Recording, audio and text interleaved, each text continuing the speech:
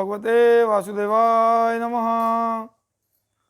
श्रीमद् भगवद गीता साधक संजीवनी अध्याय 13 श्लोक संख्या 17।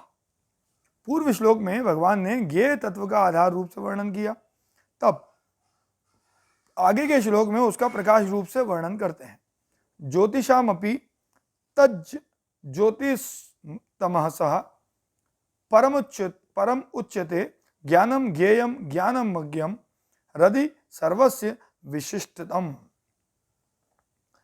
वह परमात्मा संपूर्ण ज्योतियों का भी ज्योति और अज्ञान से अत्यंत परे कहा गया है। वह ज्ञान स्वरूप जानने योग्य ज्ञान या साधन समुदाय से प्राप्त करने योग्य और सबके हृदय में विराजमान है। दोषी ज्योतिषामपि तज्ज्योति, ज्योति नाम प्रकाश ज्ञान का है, अर्थात जिनसे प्रकाश मिलता है ज्ञान होता है वही सभी ज्योति हैं। भौतिक पदार्थ सूर्य चंद्र नक्षत्र तारा अग्नि विद्युत आदि के प्रकाश में दिखते हैं, अतः भौतिक पदार्थों की ज्योति या प्रकाशक सूर्य चंद्र आदि हैं। वर्णात्मक और ध्वन्यात्मक शब्दों का ज्ञान कान से होता है, अतः शब्द की ज्योति या प्रकाशक कान है। शीत उष्ण कोमल कठोर आदि के स्पर्श का ज्ञान त्वचा से होता है, अतः स्पर्श की ज्योति या प्रकाशक त्वचा है। श्वेत नील पीत आदि रूपों का ज्ञान नेत्र से होता है, अतः रूप की ज्योति या प्रकाशक नेत्र हैं। खट्टा मीठा नमकीन आदि रसों का ज्ञान जिह्वा से होता है, अतः रस की ज्योति या प्रकाशक जिह्वा है। सुगंध दुर्गंध का ज्ञान नाक से होता है, अतः गंध की ज्योति या प्रकाशक नाक है। इन पांचों इंद्रियों से शब्दादि पांचों विषयों का ज्ञान तभी होता है जब उन इंद्रियों के साथ मन रहता है। अगर उनके साथ मन न रहे तो किसी भी विषय का ज्ञान नहीं होगा। अतः इंद्रियों की ज्योति या प्रकाशक मन है। मन से विषयों का ज्ञान होने पर भी जब तक बुद्धि उसमें नहीं लगती, बुद्धि मन के साथ नहीं रहती, तब तक उस विषय का स्पष्ट और स्थायी ज्ञान नहीं होता। बुद्धि के साथ रहने से ही उस विषय का स्पष्ट और स्थायी ज्ञान होता है।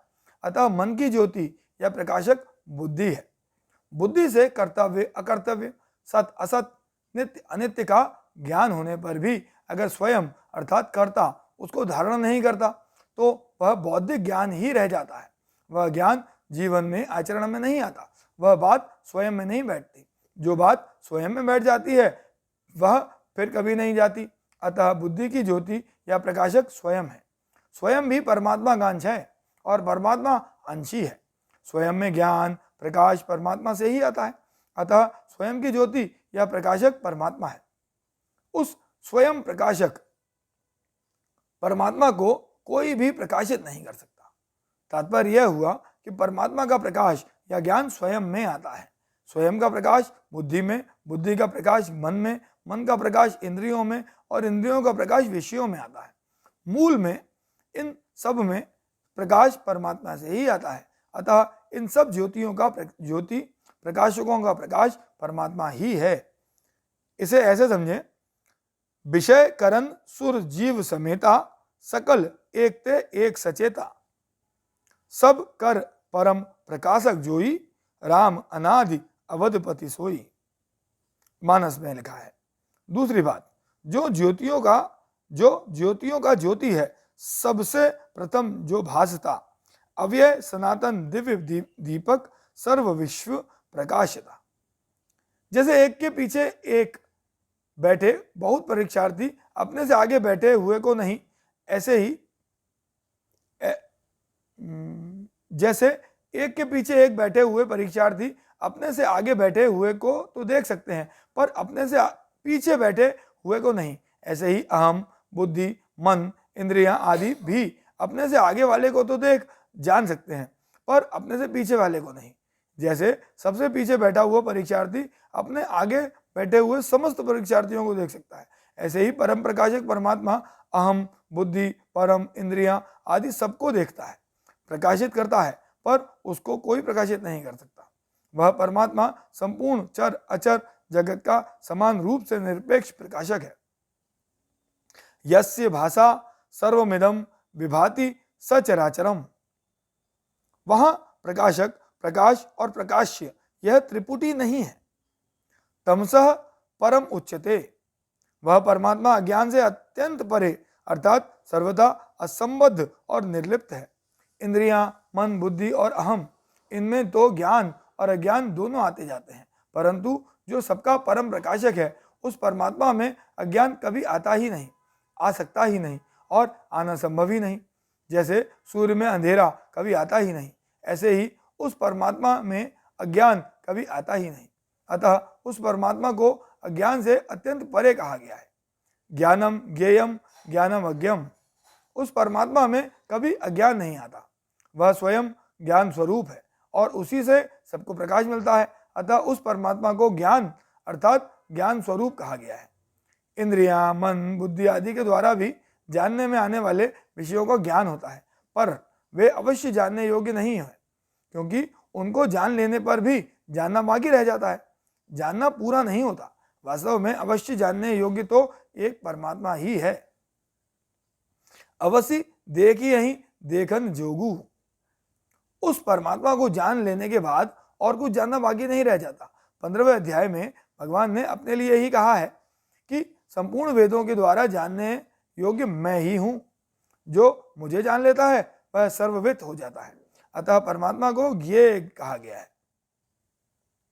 इसी अध्याय के 7वें से 11वें श्लोक तक जिन अमानित्वम आदि साधनों का ज्ञान के नाम से वर्णन किया गया है, उस ज्ञान के द्वारा असत का त्याग होने पर परमात्मा को तत्व से जाना जा सकता है। अतः उस परमात्मा को ज्ञान गम्य कहा गया है। हृदि सर्वस्य विशिष्टतम विष्ठितम, वह परमात्मा सबके हृदय में नित्य निरंतर विराजमान है।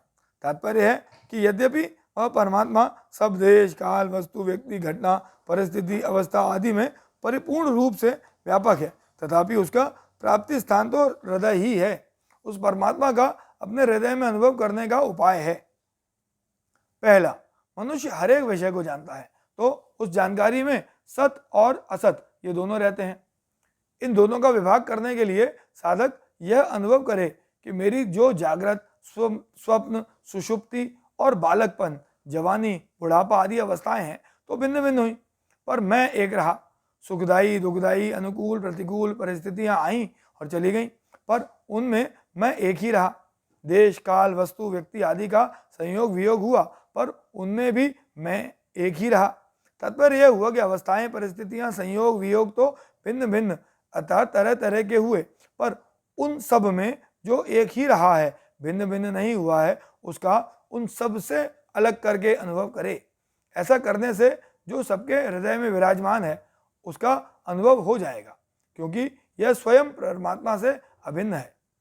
दूसरी, जैसे अत्यंत भूखा अन्न के बिना और अत्यंत प्यासा जल के बिना रह नहीं सकता, ऐसे ही उस परमात्मा के बिना रह नहीं सके, बेचैन हो जाए, उसके बिना न भूख लगे, न प्यास लगे और न नींद आए, उस परमात्मा के सिवाय और कहीं वृत्ति जाए ही नहीं।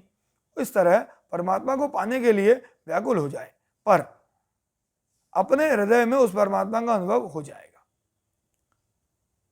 इस प्रकार एक बार हृदय में परमात्मा का अनुभव हो जाने पर साधक को सब जगह परमात्मा ही है ऐसा अनुभव हो जाता है। यही वास्तविक अनुभव है।